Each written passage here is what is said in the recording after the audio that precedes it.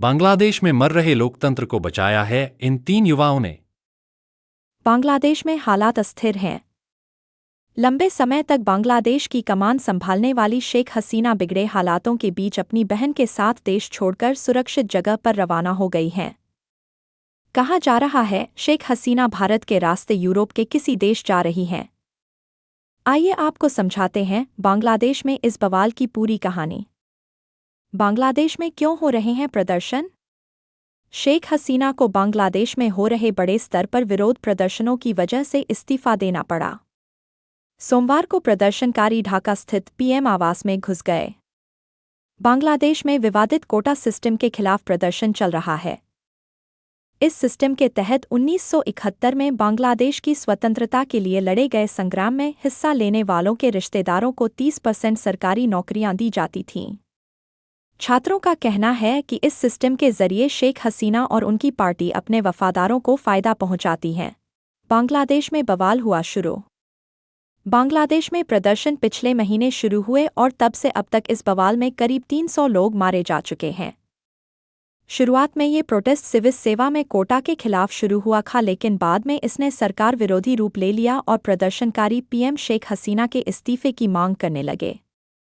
बांग्लादेश में प्रदर्शन के बीच 15 जुलाई को झड़पें शुरू हो गईं, जिसके बाद सभी विश्वविद्यालय, कॉलेज और सेकेंडरी स्कूल अनिश्चितकाल के लिए बंद कर दिए गए। 16 जुलाई को और भी भयंकर झड़पें हुई और इसके बाद शेख हसीना ने बांग्लादेश को संबोधित किया और हत्याओं की न्यायिक जांच की घोषणा की। हालांकि इसके बाद भी हिंसा कम नहीं हुई। बांग्लादेशी सरकार ने 20 जुलाई को राष्ट्रव्यापी कर्फ्यू लगा दिया और सेना को तैनात कर दिया। इसके बाद 23 जुलाई को सरकार की तरफ से एक सर्कुलर जारी कर कहा गया कि कोटा सिस्टम में बदलाव किए जाएंगे, लेकिन प्रदर्शनकारी इस पर राजी नहीं हुए। इसके बाद सरकार ने रेड तेज कर दी और गिरफ्तारियां की जाने लगी। इसी दौरान यूएन की तरफ से बांग्लादेश सरकार से कहा गया कि वो प्रदर्शनकारियों पर अत्याचार न करे और इंटरनेट सेवाओं को बहाल करे। 29 जुलाई के बाद से प्रदर्शनकारियों ने अपना विरोध और तेज कर दिया। अब सवाल है कि बांग्लादेश का इतना बड़ा आंदोलन किसके नेतृत्व में चला? तो जवाब सुनिए।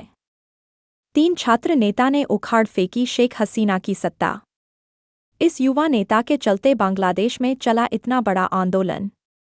शेख हसीना को इस्तीफा देने के लिए मजबूर करने वाले आंदोलन के लीडर नाहिद इस्लाम एक छात्र नेता है। वर्तमान में ढाका विश्वविद्यालय से समाजशास्त्र की पढ़ाई कर रहे हैं। इसके साथ ही नाहिद को मानवाधिकार एक्टिविस्ट के तौर पर भी जाना जाता है। नाहिद इस्लाम छात्र संगठन स्टूडेंट्स अगेंस्ट डिस्क्रिमिनेशन के कोऑर्डिनेटर भी हैं। सुप्रीम कोर्ट का फैसला आने के बाद मंद पड़ चुके आंदोलन नाहिद इस्लाम की एक अपील पर हिंसक हो गया। अंत में मजबूर होकर शेख हसीना को सत्ता छोड़नी पड़ी।